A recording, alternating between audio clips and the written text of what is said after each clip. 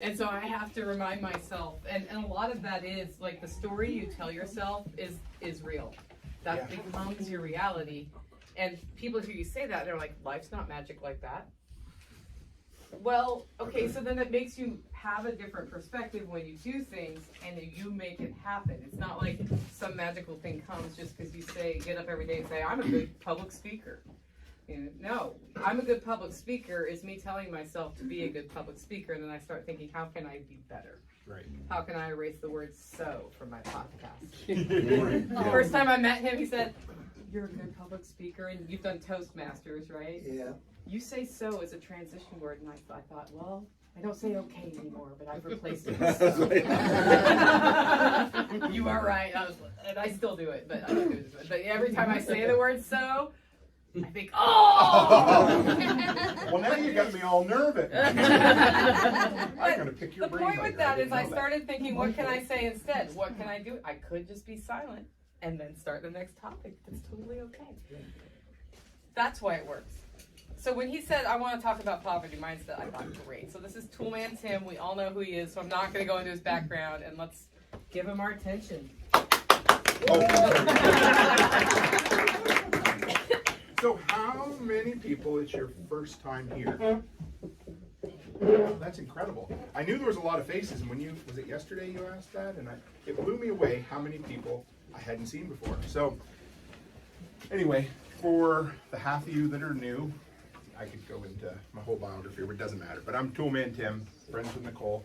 Took it upon myself a couple of years ago, quite a few years ago, to ask Nicole to come on her show, and then I chickened out and backed out, and then launched a whole thing, and she reached out to me again. She's like, hey Tim, I'd love to have you back on the show, and that's what kind of catapulted me to decide I need to get off my ass and do something with content creation. But today's not that journey, that story. Today, we're gonna go back quite a ways. So first off, I'll tell you a little story.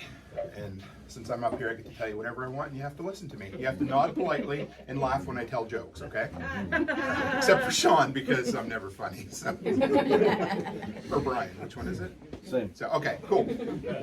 All right, so I don't know about you guys, but where we live, we always say we're going to the city. And everybody has a city they go to, right? It's always a couple hours away, something like that. And I had a friend, a family member friend who wanted to go with me. And the first thing they said is, hey, if we're going out of town, can I go on Facebook Marketplace, see if there's anything I can pick up, and we can stop and get it on the way. You know, it's kind of like every time we go out of town, somebody asks us, could you pick up rice at Costco? Every single time. It's just one of those things. So anyway, I said, sure, yeah, no problem. So we were about an hour and a half into the drive, and we were just, you know, we pulled in. It's like, this is where it is. I got to pick it up. I can't even remember what it was. This was, I don't know, 4 or 5 years ago. And I'm watching them talk, and they're interacting and carrying on, having a great, to me, what looked like a great time.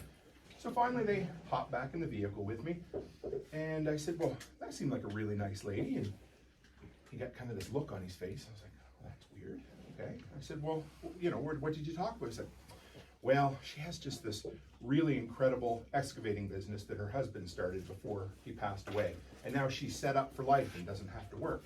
And I'm like, that sounds really good. You know, whatever, right? And they're like, she has a property in Mexico. She goes down there 3-4 times a year.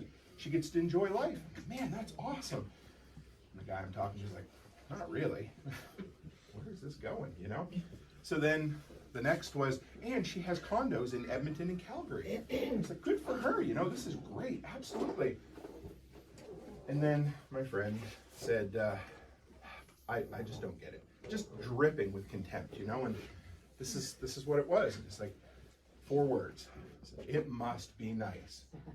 You guys ever heard that term before, that phrase? It's a deadly phrase. 4 deadly words that can take the joy out of your life and can guarantee that you're absolutely going to be in the poverty mindset forever. So for the next hour we drove, and I just sat there kind of uncomfortably because I couldn't stand the fact that they were just so bitter about somebody else's success.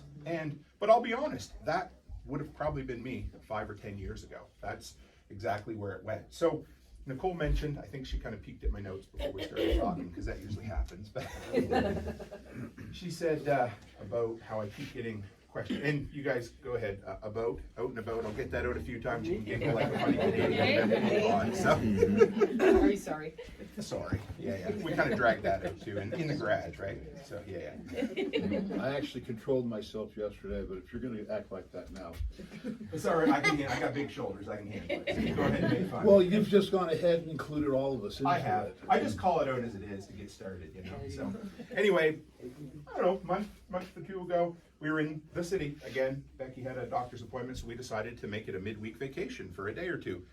I wake up in the morning and I go, first thing I do is open up my phone, and the workshop has a Telegram group. And most of you guys on Telegram? Sure, yeah. So anyway, that's where we communicate. And Carrie's in there, and Russ and Andrea, wherever you are. Yep, there they are. They're in there, and a few Dawn's in there. Yeah, and I'll forget some people. And so anyway, I get in there, and first thing is Tori. She goes by the Wandering Mom, or the Wandering Mom, and she says, "I've heard John Willis talk about the concept of the poverty mindset. Said he's really good. He talks really fast, and sometimes I don't catch everything that he says." So she said, "What is the poverty mindset? But more importantly, how do I recognize the poverty mindset?" And I never realized how passionate I was about that topic until I was laying in bed at 6 o'clock in a hotel room, sitting there with my old chubby thumbs going crazy, typing out entire paragraphs, turned it into a podcast a few days later. But it was one of those things that I'd never realized it was something that really meant so much to Becky and I. And it's because we went through it. We suffered through it. We embraced the poverty mindset for a long time. And of course, if you guys know Brian Alexovich from the Lots Project, he's an asshole in a good way. And he says to me, he says, "You know, Tim, you wouldn't be in a hotel room in the middle of the week taking a mini vacation with your wife if you hadn't have murdered the poverty mindset yourself." It's like, you know what? You're absolutely right. That was just one of those things. So we had a great conversation with the community about what exactly the poverty mindset was, and where it leads, and what happens if you stick with it. So I always used to tell my story. Everybody would ask me, like, you know, give me your elevator pitch, or where are you from? How did things change? How did you make the jump from things aren't good to things are really good for you? And I always used to say it was when I got on the plane, when we were 10 years ago now, just about, had like $100 and some in my pocket, flew across the country to live on a fold-up hospital cot in my in-laws' living room for 3 months while I found work. I always said that's what it was. And then when I started talking to Tori that morning about the poverty mindset, I realized that shit started a long time before that, many years before it. We had a whole bunch of things, and you know, the idea is, how do I get over the poverty mindset, or what is it, and how do I kill it, and how do I embrace the abundance mindset? And for us, it was a whole bunch of steps. The first one was, we took a job, sight unseen, across the country in 2008. I knew hardware store work, I stuck with it. I'm like, you know what? Becky said, "You deserve better, honey. You need to find a better job." So I did. I picked this job, I took it, we went out, we sold everything we owned because we knew we were looking for a better life. We get all the way across the country, I was miserable. I hated it, I sucked at the job. 6 months later, we tucked tail and went all the way back out to the East Coast. That was the first step in the right direction. Next, we knew we wanted a better life for our kids, but we were always putting the cart before the horse. So the next thing we did, we scrounged up just enough money to buy a house that we couldn't afford to fix. You guys remember that movie, The Money Pit? Oh yeah. It was like that. So that's where I did learn a lot of handyman skills from it, but we just couldn't afford it. We were in over our head. It was a 130-year-old house. The plaster was falling down. The windows leaked. The roof was blowing off. We knew we wanted to build a better life for our kids, but we weren't doing it the right way. So we were in over our head. That we knew for sure. Now, at that time, there was a guy I worked with. His name was Dean. Awesome dude. Really cool dude. And I looked up to him, but I looked down on him at the same time, because the guy worked all day at the hardware store as a assistant manager. And then at the end of the day, he had the contract to clean all of the building. So 2-3 hours he'd be there after he worked from 7 in the morning till 6 at night. Then he would clean. He'd make money from that. And then when he was done that, he'd go home and work the rest of the evening with his wife in the convenience store. They made a lot of money. They're in good shape now because they worked their ass off. He embraced the abundance mindset in a hometown that wasn't really conducive to getting out of the poverty mindset. So he was an example to us. So then Becky and I are like, you know what do we need to do? So we thought, well, let's get a cleaning contract. We looked at him, we thought, let's try that. So the local fire department was looking for somebody to come in and do setup and tear downs, do the mowing. Do you guys know what snow is? Anybody here? Okay, cool. Yeah. So we had to clear the snow, and we'd never done this before. I never put a contract together. We put it all, spent hours putting the bid together. Ended up losing it to the fire chief's daughter. So shit happens, right? I mean, you just move on. So we were trying. We knew we had to do something. So then the next thing was I got offered a job going fishing. Never done that before. Hardest thing I've ever done in my life, lobster fishing. The longest day was 21 hours. We would get up in the morning, we would go out, and my job was to stand on the boat like this. They would dump live lobsters into a pot that was overflowing. And as the wind's blowing at 40 knots an hour, I'm trying to keep still, pull a live lobster without bands on it, haul him out, grab a set of tongs, and put the elastic bands on the lobster. So I'm trying to not get sick, I'm trying to stand up, I'm trying to do this on 3 hours sleep and try not to lose a digit while I'm doing it. But what that did was it gave me enough money to buy Christmas that year. And this sits with me all the time. I have my kids' names there. That was the present that my wife bought me with my lobster money that year. That was the next step, because then I realized, wow, I can actually, I mean, I knew I could work hard, but I never really did that kind of work before. So that's what got us to decide, all right, maybe it's time to make a change. So again, as you hear my stories, you'll realize there's a lot more failure than there was success at first. So camp work, that was the next thing I looked at. If you don't know what camp work is, it's remote work, way up north, closer to Santa Claus than the equator, that kind of thing. So we went up, so I started looking online to find some camp work in the oil patch. And again, I thought this will be good. So we spent a ton of money out of pocket. I took all these courses to get certified, applied for a bunch of jobs, and I didn't get one of them. So again, it was one of those things. Finally, that's when we said, we were at our wits' end. I mean, we dug ourselves a horrible hole. We got ourselves into a mess financially. We were behind in our bills. And we were absolutely desperate. This was just over a decade ago. And that's when my in-laws said, hey, come out, stay on a cot. You can stay there as long as you need to. What I didn't realize was they had a mobile home. My mother-in-law was living with them. They just had a new baby, and they took my cot and put it right in the middle of their living room, so I had somewhere to stay. They lent me half the money for the plane ticket. We went out, and the rest, as I say, is history. That was the mindset shift. So it was slowly, and then all at once. You know, there was all these steps that I didn't see happening, that I didn't realize we were trying to better our life. And then the final, I don't know what you want to call it, kick at the can, and the final straw was when we moved to Alberta, worked in the oil patch, and realized we can have a little bit better life than what we absolutely had, right? That's what it was. So, was it a decision? Did I just make up my mind that it was time to be successful? I mean, that's part of it.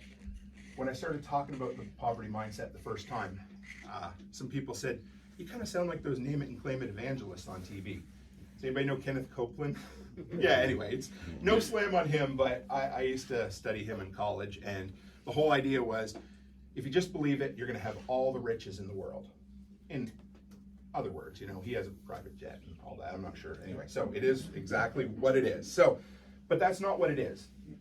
You have to make up your mind. That's only the first step. So deciding someday that you want to murder the poverty mindset isn't the end. You don't just decide that and you're like, oh, great, guess what? Now I have a coffee business. Now I have a hack my solar business. Now, you know, that's just the first step. So what ends up happening is, I had a professor in college. His name was Mike McNeil, one of the smartest guys I ever met. He always told me that your beliefs and your actions have to line up. And so if you believe something and your actions don't line up with that, you either need to change your beliefs or change your actions. So it's only the first step. You change your beliefs. You say, okay, this is it. I'm done with it. I'm not living with the bullshit that we've lived with for so many years. But that's only the first. So you change your thoughts toward the poverty mindset, away from the poverty mindset toward the abundance mindset, and then that changes your actions. And actions are only the next part, because the actions are what brings the results down the road, right? Hack my homestead. That's going to take a bunch of steps for a while to get it to absolutely where you want it, isn't it? But you've made up your mind, haven't you? Yeah. Right. That's where it starts. All at once, slowly, and then all at once. That's what happens. Lots of little steps, and then you decide, okay, that's what it is. So, Tori asked me, she said, Tim, how do I recognize the poverty mindset? Because that's the first thing. Once you realize, oh, I've heard about that, what do I do? Well, it's like a painting, you know? I'm not an artist critic or anything like that, but if I see a beautiful painting, I'm like, oh, I know that's a nice painting. I can't tell you why it's a nice painting. I couldn't draw you a nice painting. I can just look at it and know it's a nice painting. Now, the poverty mindset's a bit the same way. You can look at somebody who's living in the poverty mindset and you can say, oh, I understand. I see it. I know something's not right there, but you may not be able to exactly get it. But what you can do with the poverty mindset is hear it. That's where you do. You open your ears up and you start. Once you start hearing it, you're in trouble. So we're going to go down a negative road for a few minutes, and then I'll slide us back out in the positive before we end. I promise we won't leave on a negative, but we have to talk about it so that we can call it out for what it is, right? So I'm going to list 5 of the most common statements that people in the poverty mindset tend to use. And the first one, and if you've heard it, feel free to laugh or holler out or anything, but this one is, the world's against me. It's just, I can't help it. Everything I do, oh, it's okay. You're okay? Yeah. So the world's against me. Now, this is probably the closest one to our life. So when I first met my beautiful wife, she always gets mad. She goes, you always just point me out when we're talking. But so when I first met my beautiful wife, her maiden name is Cooper. And she told me, she said, if you're going to marry me, you need to know something. You need to know about the Cooper curse. And I said, what the hell are you talking about? And I'm like, here's the deal. She goes, bad shit just follows us everywhere we go. And I said, I don't believe you. Well, I started to believe her for a while. Because here's the deal. We moved all the way to Alberta. Everything was going great. We had 2 incredible jobs. We finally got our feet under us. We booked a vacation to Vegas. On our first day of our vacation before we left, they called Becky into work and laid her off. That was at the very beginning of the worldwide collapse of the oil. And so there it was. But we believed it for a long time. That was the difference, the absolute difference, that we believed it. But that's the first one. You're going to hear it from people all the time. Anyway, number 2, this is a good one. And this was one where I grew up. I grew up in a small town in Nova Scotia. And everybody says, you know what? It's just the way it is here. I can't succeed because we're just poor. It's, you know, that's all. It's simple as that, right? My favorite example of this one is, I call him a modern philosopher. He was featured in a classic cinematic masterpiece. His name's Marshall Mathers. Anybody know him? Eminem? Yeah, the rapper. Okay, yeah. So there's a great scene. The whole story in that movie is simply, he grows up on the wrong side of the tracks in Detroit. And he's always trying to do better for himself, right? So, you know, that's it. And I remember there's a scene where they're in the car and he's always just talking about how, you know, I want to do great things. And then one day he gets really pissed off and he says, you know what? Do you ever think I just need to stop living up here and start living down here? In other words, I need to stop aspiring to greatness and I need to go get a job at the 3rd shift at the GM factory and pack light bulbs into boxes for the rest of my life. In other words, that's just the way it is here on the other side of the tracks in Detroit. So I just need to accept it, right? There's no way I'm going to do great things at all. How about this one? I'm just owed it. Anybody know that? You're just what? I'm sorry, yeah. I'm owed, somebody owes me. Well, that's the end, guys. Thanks. Have a good day. It's owed to me, right? So, tell you another story. This is a good one. It's about 2 brothers. Again, all of this comes from my hometown where I grew up. The brothers are named Harry and Stanley. Names have been changed to protect identities, and not really, but anyway. So these 2 brothers, they grew up in the valley up the road from where we were, and they were both poor, very poor. They both started in the grocery business at the same time. Harry started as a bag boy or a box boy. You know, he would just pack up groceries and eventually worked his way up to produce manager. Then he worked his way up to store manager. Then he bought the store. Then he sold that store and built a bigger store. They added a piece onto that store. And then one day, a nationwide grocery store came in and said, we want to buy your grocery store. So this dude went home and they said, think of a price. And he told my dad one day, he said, I thought of the biggest price I could absolutely ever imagine that they would give me. And then I doubled it. And then he took it back to the place, and they weren't 3 minutes accepting his offer. Wow. So he went from absolute poor and poverty to self-made millionaire at probably 60 at that point, and he's retired and enjoying life. His brother Stanley started in the exact same place. Now Stanley did things a little bit different. He struggled. He made a lot of bad decisions, a lot like we did as well. He worked in the grocery store, always worked 2 jobs, but never had any money. Eventually, scrounged up enough money to open up a little convenience store. The problem is that Stanley liked to smoke his profits, scratch his lottery tickets, and not pay his bills. Never ever had enough money to keep the business going. So he was working at the grocery store with my dad during the day and working his convenience store at night. And he would constantly ask his brother, Harry, you've got money, help me out, help me out. And eventually, Harry cut him off because he wasn't helping himself. He just lived in that poverty mindset, right? So from there, one day, Dad was sitting in the break room with Stanley, and Stanley looked at Dad. He says, "I don't understand." He says, "My brother Harry has all the money in the world. I just want what's owed to me. He's my brother. He should give me money to help me out."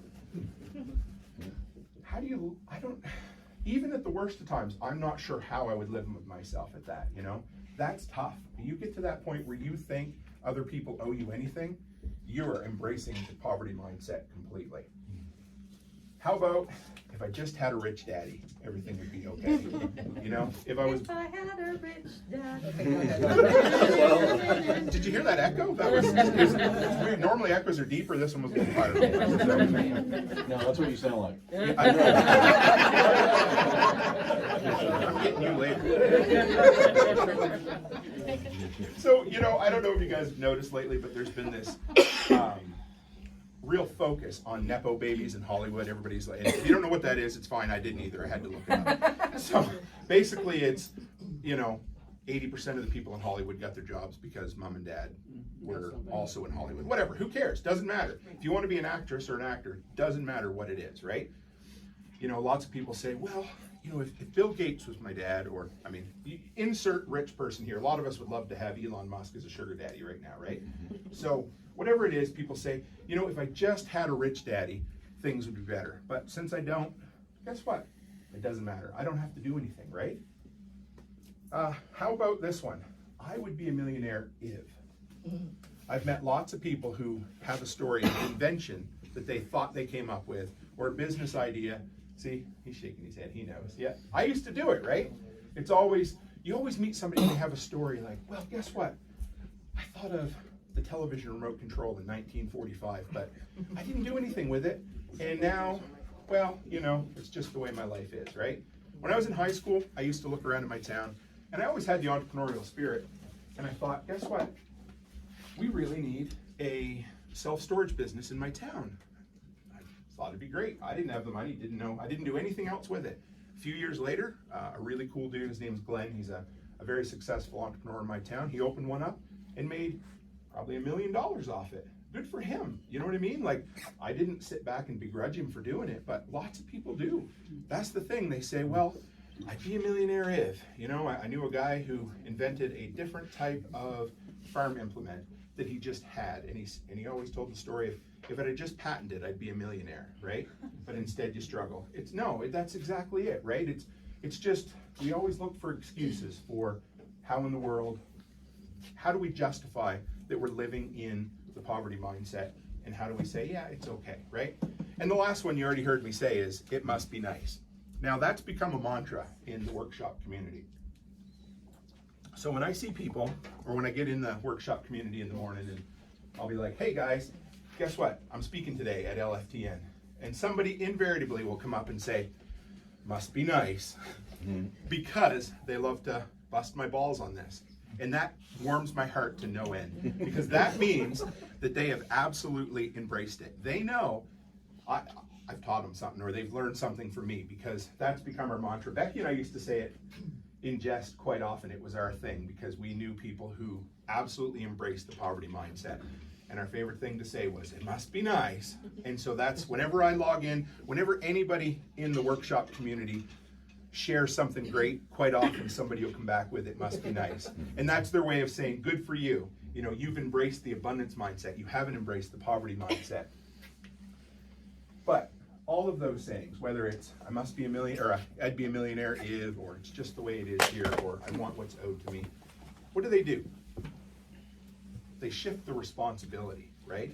Because what it ends up doing is it says it's not my fault, right? It's not my fault that I'm not rich because I grew up in a poor family. It's not my fault that I didn't build a great business because my dad didn't give me a great business. I woke up this morning, I read an article about Frances Cobain. She is Kurt Cobain's daughter.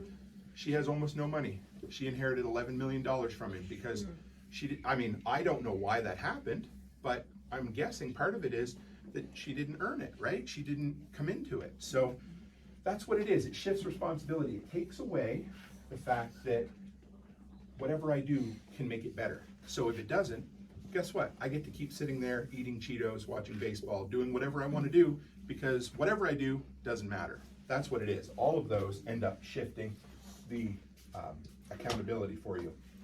So 2 more words that you got to watch out for, and it's I don't and I can't. So one of the biggest things for the poverty mindset that people love to say is I don't have time, I don't have energy, I don't have the money to do it. Or I can't make time, I can't find the energy, I can't make the money to do it. I can't sharpen knives. Right, exactly. See, there, right there. That's a perfect example of somebody who's embraced the abundance mindset, and he's a smartass to boot. So, but that's absolutely the case. So swap them around. Say, instead of I can't, say how can I? Because there it is. You see, you hear the difference. I can't. It even sounds negative, right? But how can I? That just, the positivity comes off it, right? So how can I find another job to make some more money, to build the business or the life that we want to live, so that we can come to LFTN in the middle of April and do it because we want to, and we've made that. How can I? Or is it worth it? That's another one. That's kind of on the edge of positive and or negative. Because a lot of times people might give you a great idea and say, oh, you should do this. You know what you should do, Nicole? You should start a 3-hour live stream every day, starting at lunch, just talking about, I don't know, literary critic reviews, right? So you see what I mean? Like, it might be a good idea. There might be potential in there to make money, but is it worth it to you? No, because that doesn't line up with your idea of what the abundance mindset is. And that's what it is. Switch it over. Go from I don't, I can't, to how can I, and is it worth it? So again, I told you there's going to be a lot of stories from my hometown, but it's because that's what I know. That's where I unfortunately embraced the poverty mindset. Growing up, heading out of my town, we're in a harbor, and then you just kind of follow out a straight road. Quite often you'd go out and there'd be an old lady sitting on the side of the road. She'd have her hand out like this with a box of blueberries that she picked that she was selling. Sometimes it'd be dry flowers. Most people didn't buy them from her. We all had stories. We had negative interactions with her. Her house was run down. It leaked. There was garbage everywhere. I ended up making really, really good friends with her son in high school. She had 4 kids. She had 2 daughters. She had 2 sons.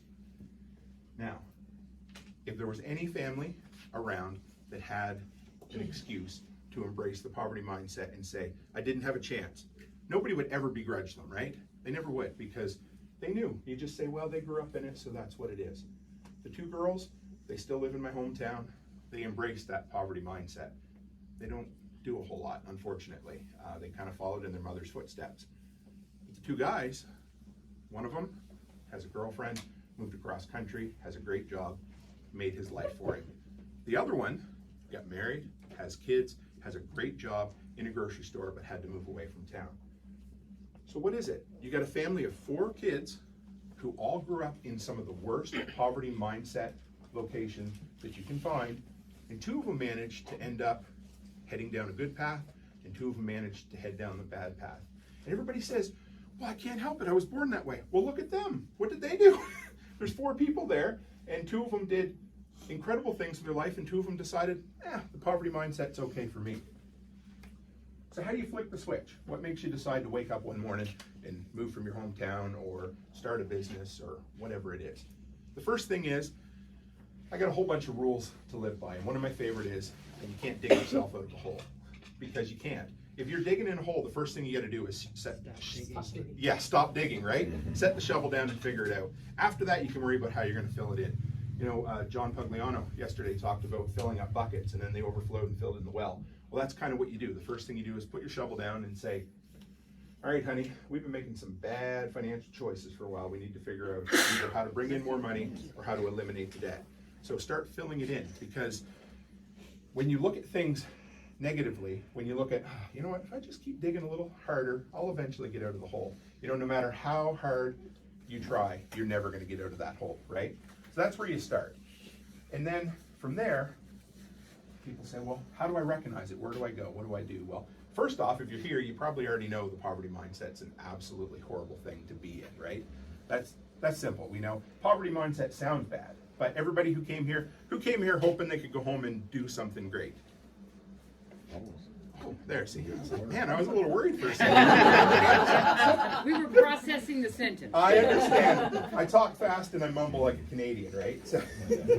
So, stop digging, fill in the hole, and then next, stop listening to the world. And it could be anything. It could be left, it could be right, it could be center, I don't care. Because the negativity hits you from absolutely everywhere. You turn on CNN, you turn on Fox News, well, so-and-so was born into poverty, they grew up into poverty, they died into poverty, whatever, right? Listen to the negativity on Glenn Beck or Alex Jones, or pick your talking head that is, all they're worried about is complaining about whatever the government's doing right now. Guess what? That doesn't matter. Get out and build Hack My Homestead, because you know all about what the government's doing. You work around it and you make things better because of it. You make money because of government regulation sometimes, right? Yep. So don't worry about what you can't control. Stop listening to the world, turn it off. Another one is, stop hanging out with the bad crowd.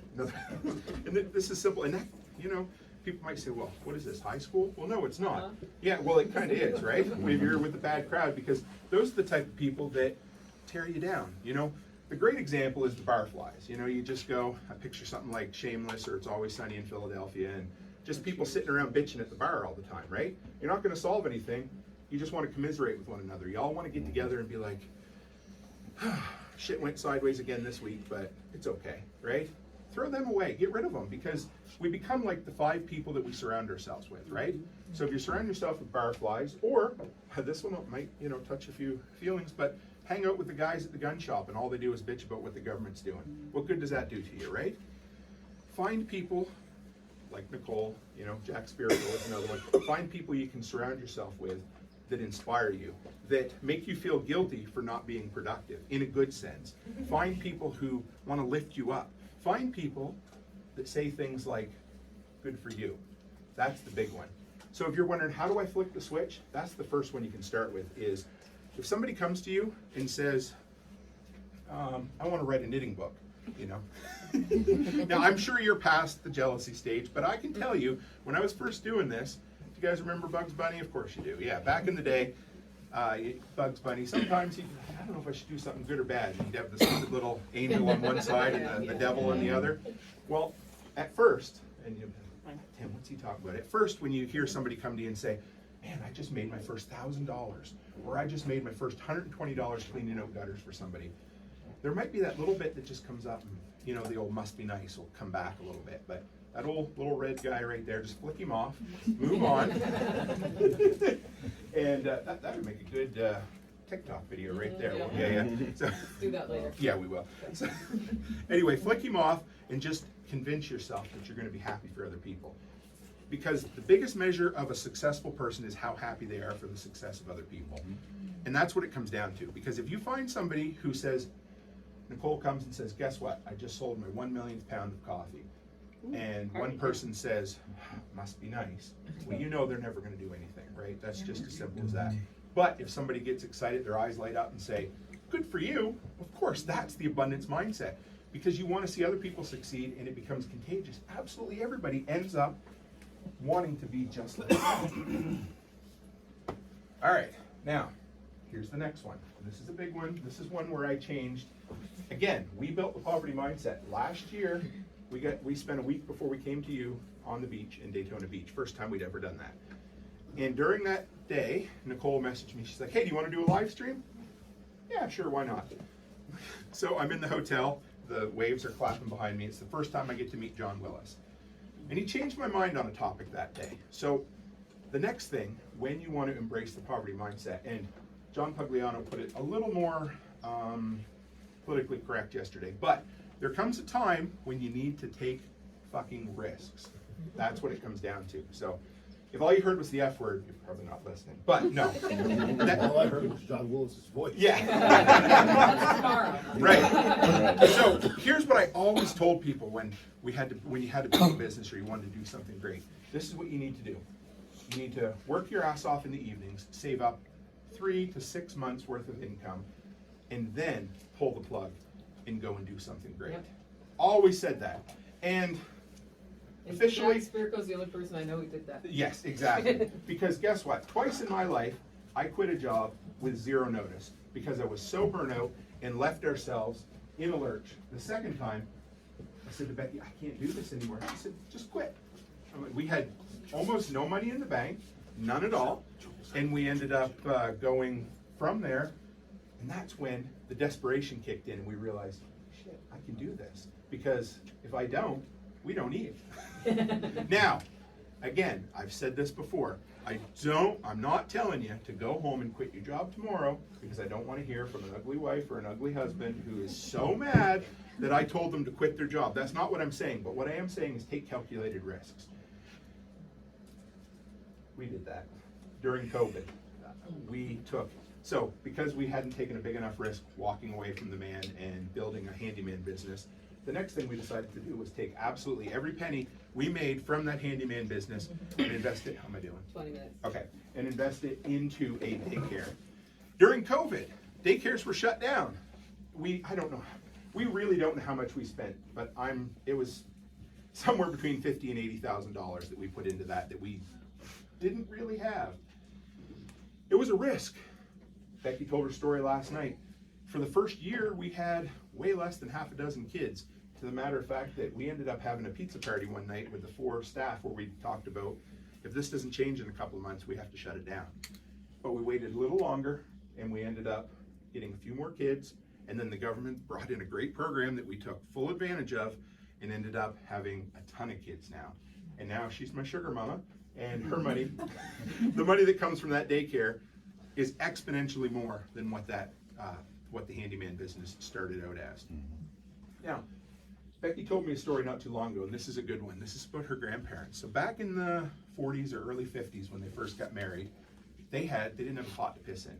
But her grandmother, Jean, was able to save up just a little bit of money. She had, which I guess at the time was $500, so in the 50s, that's not a little bit of money. She didn't, I don't know if she told her husband where it was or not, but one day she came home and the cookie jar was empty. $500 was gone. And I can just picture, I never met Jean, she died before I was there, but I can picture her sitting there getting ready to spit tax because she was a lot like my grandmother and she ran the money. So her husband came home later on that day and she lit into him, where'd that money go? He said, well, I figured it was probably easier to ask for forgiveness than permission. He said, you know what I did with that money today? I'm guessing she probably figured he went to the bar or he went to, the track and try. Anyway, he said, I went to the hardware store today, me and my buddy, we each put $500 in and we bought everything we needed to start a drywall business. She couldn't be too mad, right? So 30, 40 years later when he passed away, she was totally taken care of because that business had grown into $1 million empire. He also bought a campground later on with it. He also bought a bowling alley later on with it because he took the risk of cleaning out that little cookie jar and turning it into something absolutely incredible. $500, right? How awesome of a story is that? I'm sure he would have been able to have an incredible podcast if he was alive today because, just call it the $500 jar because he took a fucking risk and he built something great with his life. Now, as far as what do you do next? John Pugliano will tell you this, invest. Once you save, invest. Invest in your time, invest your energy, invest your money. So if you want to build something great, you got to put something up front to do it. Because what does an investment imply? Hopefully a return down the road, especially if it's attack rabbits, because it's a guaranteed return down the road. Yeah, right. Guaranteed revenue stream. Yeah, guaranteed revenue stream. But that's what it is. So if you're going to invest your time, that's what we did with the business up front, with the handyman business. We worked. We didn't see the big return right away, but we were putting that time in there. We were banking it away, hoping the return would come later on. If you see a business or you see an opportunity, I always use gutters because that was one of my favorite ones to do early on. It was fairly easy. What are they called? Gutter eaves troughs. Yeah, you get me. Yeah, that's what we call them in Canada. Excuse So me. yes. Sorry. Yeah. Just to bring all this around. Yeah. You said the word hoping it would return. Right. That's actually a poverty mindset. That is I true. would say you were planning for the return. Absolutely, I So- was. Yes, that's true. Very good. Okay. See? Mhm. You want to come up and finish? You're all weekend. No, I know. No, but I seriously. will, no, you're right, and I will. That's what I love because I'll absolutely learn from anybody. And Amen, brother. yeah, because if you're not, you might as well go home. Because if you're not going Every to day. learn, you might as well absolutely give up, right? Because that's what we were. We put it all in there. You know what? Actually, I got to say, when we started, all it was a hope because we didn't know. I wanted to believe. And I do now, you know, I'm very cocky and confident now, but when we first started, hell no, I wasn't, you know? Hey, so I think that's faith rather than hope, right? Because faith is Yes, you The have belief in faith things and come unseen. back. yeah. Yes, Yeah, right. and that's what we had. Because we knew we could work, we knew we could turn it into something great. We just had to invest the time. Something like gutters, for instance. If you need to go buy a ladder, okay, the other day, I cannot remember who it was in our group, but they said, I wanna do a yard cleanup for somebody. They said, I think I wanna do $120, and everybody, who said $25 for the, yeah. Yeah. So everybody jumped on them just like that. So I'm gonna tell you now, you're not charging enough because you're worth way more than that. I think you're worth more than 75 an hour, but that's okay. Because when you charge more, you get the people, you get the customers that you want. So anyway, we told him charge $200 because we didn't want to bust his balls too much. And he come back an hour later, guess what? I got the job. So he did, and he used that to buy some material to do the job. He got the job, and he's like, okay, let's do this. So it's the same with gutter cleaning. Go out, buy yourself a ladder. If you can see a way to make $1,000 next week with a $200 investment in a ladder, there's your investment. And that's a guaranteed return more than attack rabbits are. So, I mean, absolutely makes What are you trying to say you about alone. attack rabbit? Just saying that even though it was a guarantee, we'll leave it at that. I don't want to say anything publicly on the record because, you know, I might own stock in attack rabbits. So, The SEC is watching. yes, they are. But this shit doesn't change overnight, okay, guys? It keeps jumping back. It keeps twitching. You know, when you want to murder something, the old poverty mindset just keeps coming back just a little bit. You know, you go out, you shoot it, you curb stomp it, you break its neck, and you find out, damn it, that thing's still laying in the hospital on life support because the modern medical science can keep everything alive, right? You go in there and it's on a mechanical lung and a machine pumping its heart for it. And you go to pull the plug out, and as you get close to pulling the plug, it twitches and you jump and you shit your pants just a little bit.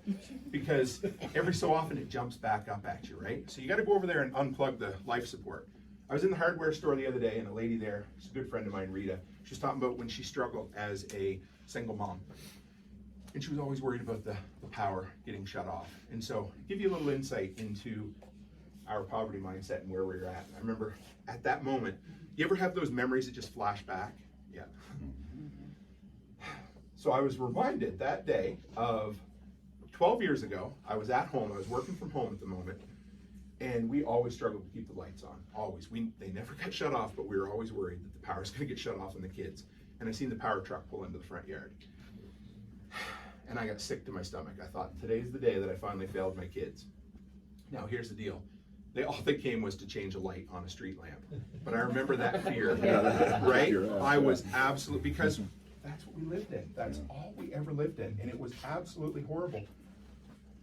For many, many years, if we ever wanted to go on a vacation, we had to save up for months to go away for one night to a hotel. And it was always like roulette. We'd pull a credit card out and try it, even though we knew. And we're like, is it gonna work or is it not gonna work? To the point that up until maybe 3 years ago, I didn't want to go in and check in with Becky, even though we've had money and been able to do this for years. I would always send her in to check into the hotel because I was always still fucking afraid that the credit cards were gonna get tore down or shut down, right? So that's what it is. It jumps back up at you every so often, even though somebody might look at us and say, God, they have an incredibly successful business. They got it all together. There's still days when I walk into the hotel and I think, I don't have to, but I do, right? It's always twitching. That's what happens. So, I'm going to finish up for you with a story about a little boy who, doing good? You're good. Okay, a little boy who grew up in Memphis, Tennessee in the 1940s. He had a mom who was a school teacher who made almost nothing at that time, nothing at all. He had a dad who was a barber, but he was also an alcoholic, which is probably a really bad combination for good haircuts. And his dad died at like 41 from liver failure from drinking too much. His mom really didn't want him, not even a little bit. She said, I'm sending you to live with your grandmother. And surprise, his grandmother had even less money than his widowed mother did. She tried to look after him as best as she could, make sure that he was looked after and taken care of.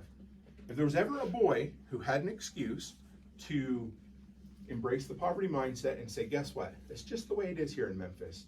It's okay. I'm going to grow up to be an alcoholic or whatever it happens to be. You know, I'm going to maybe make a little money. Maybe I won't. Doesn't matter.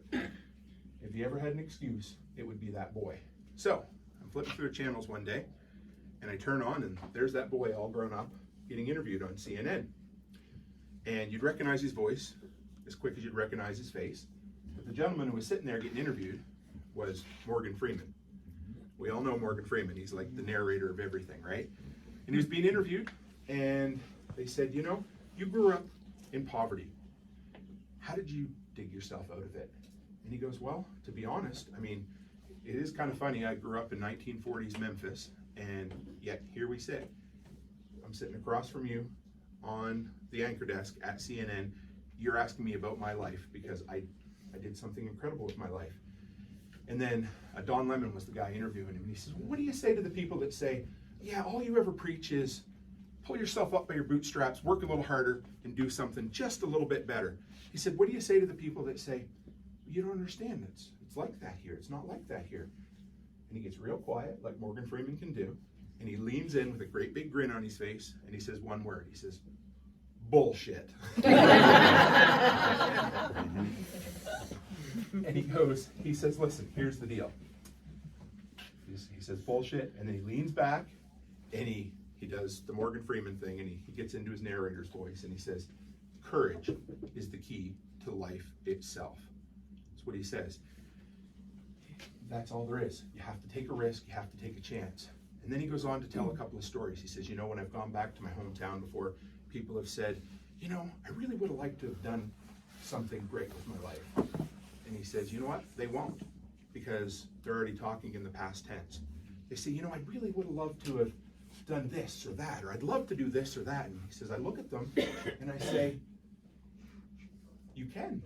And they go, but you don't understand. You don't know what it's like here. I can't get away from here because it's just the way it is. It's so poor. And he gets this big smile on his face and he says, man, the bus leaves every day. And that's what it is. Whatever your bus is, whatever you're embracing, whatever poverty mindset that you absolutely have embraced in your life, there's a bus that leaves every day. And whether that bus means eventually quitting your job and doing something great, whether it means saving a bunch of money until you can afford to do something great, whatever it is, in your mind, just think, you know, if you take nothing else away, just remember those words. It must be, a bus leaves every day. So, thank you guys. Yeah.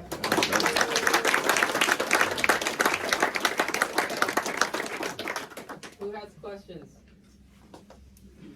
So I just have more of a comment. Yes. Repeat his comment in the mic. I will One repeat- of the yes. things I've heard is, like those 5 sentences. Yeah, It doesn't even matter if they're true or not. They're Right. just not useful. absolutely. And so, like thinking, like, because I've known one person who was owed hundreds of thousands of dollars, Right. and they got screwed out of it. And they went and they earned millions of dollars because they didn't focus on, I'm just owed it. They were actually owed it, Sure. but it wasn't useful for them to think that. Because, it takes the responsibility of you, because if you're owed that money, whether rightfully or not, it doesn't matter. Because what it comes down to is, if that person gives it to you or doesn't, you still need to live your life. You still need to get up tomorrow morning and go do something. If you get the money, great. If you don't, go out and make $1 million. But again, that's exactly it. It doesn't matter if they're true or not true.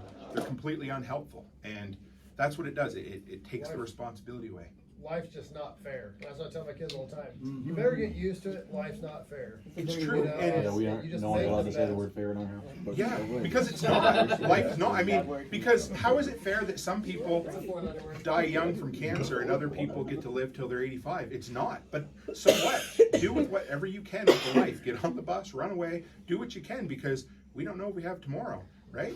Yes, Can you speak a little bit more about, you're speaking about the 5 people of your, influence circle. Mhm. And if some of those people that you had to kind of rearrange time with them, like family, Yes. what was that like for Repeat you and what how that did is. that go? Yeah, so she'd like to know what it's like when you need to maybe elaborate a little bit, but cut somebody out or move away from them. Who you're related Who you're related to.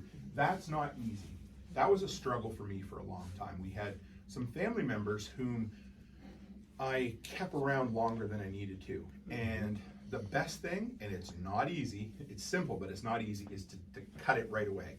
Because the longer you let it drag, it's like when they used to, in the Middle Ages, they would strap a dead body to a prisoner. The longer that sat there, the worse the mess got, right? So, and it sucks. It's not easy. I'm not saying it is, because Becky saw me with a certain individual that I struggled with for a long time. And it created way more stress on me. So the fear or the anticipation or the anxiety of cutting somebody off might feel worse, but you will instantly feel better. You might not feel great, but I guarantee you'll have a load off your shoulders for sure. Yeah, one, Brother Joel. just a little continuation on that is, it's also okay to set boundaries Yes. with people and to say, hey, listen, if you continue this, I will do that. And the thing about, and this goes with kids, friends, family members, anything, if you say you're gonna do it though, you better do it. If you do keep doing this, or if you do that again, or whatever the case may be, I will do this, and then if they do it again, you do what you said you're gonna do.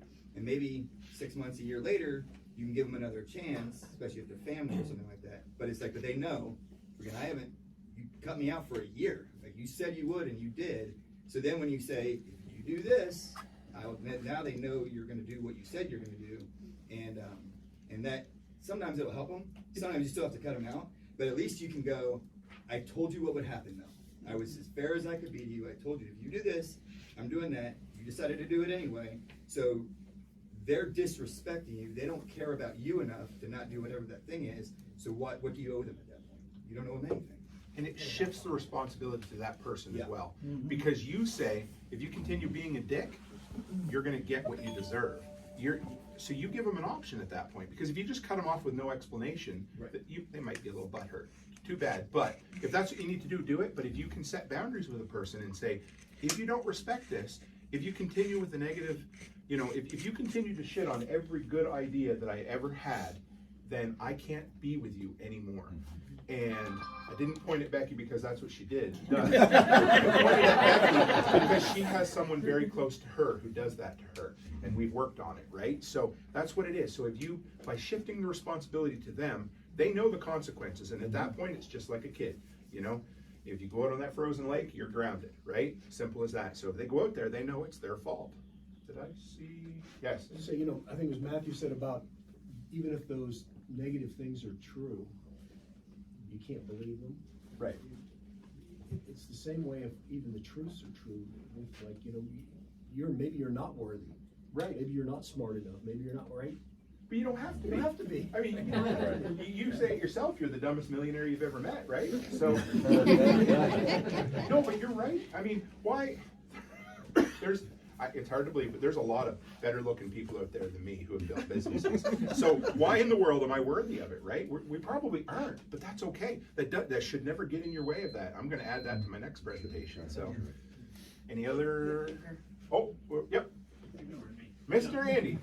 Somebody back there? Yep, go ahead. So I've really struggled with a lot of poverty mindset things, and one thing that I've found that I really have a hard time kicking is I'm kind of an idealistic person, and I look at a lot of the world and I think, well, that's not good, and that's not right, and it is so hard for me, and I'm going to give a really kind of silly example, but okay. I look and I say, oh yeah, Joe Biden, he's successful because he's screwing the American people, and he's peddling influence, and all the way down to the local big shot landlord. Well, he's successful because he does a lot of things that I think are shady. kind of shady, and I'm not going to run my business that way. And it's so hard for me to not look around and say, well, all the rich people are just screwing people, which can often be not. No, it's this okay. Be community, but honest. very Yeah, true sure. of a lot of people I see, and that is a struggle for me still to overcome that, and without just saying, oh, I should be happy for Joe. Look what Joe Biden's got. Like, isn't that great for him, right? I can't bring myself to do that. And if you can't, you don't have to be happy for everybody. You can just ignore the hell out of them because they don't affect you, right? It doesn't mean that I can do that because I struggle with that too. But if it helps, just, ignore them and put your head down. Like when COVID happened, we just kind of ignored it and built our businesses, right? That sounds like mind your business. It is. Yeah, mind your business. None of my business. Well, and if you look at the 5 most influential people in your life, and those people are not on the list, which they shouldn't be, like, you're right, they're doing something unethical. Do you know who works hard and is self-made and doesn't do that to people? John Willis. Yeah. Joel Riles. Tim Toolman. Like, I stopped paying attention to the Joe Bidens of the world, and I start looking at the people who are not screwing people over and are still being successful. They may set a boundary that's clear, and that may hurt somebody's feelings, but that's not screwing people. Right. Anyone else?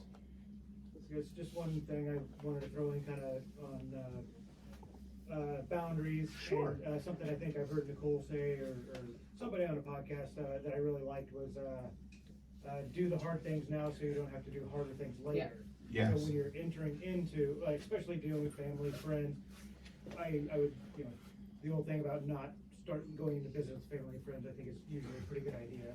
I've learned that lesson a couple times. We have too. But those boundaries, like up front, be blunt, be honest, because it'll save you a lot of heartache later. You're right, and I also learned that in business with customers. Set expectations and boundaries and what you're gonna be compensated all up front so that there's no way to, yes, you're right. And you're right, because the harder things, you say things are only gonna get harder, those harder things are only gonna get even harder the longer you leave them, so. Is that our time? Your time? All right. All right. Thank you, folks. Our next session is in 15 minutes. Here, and Sean, what's up?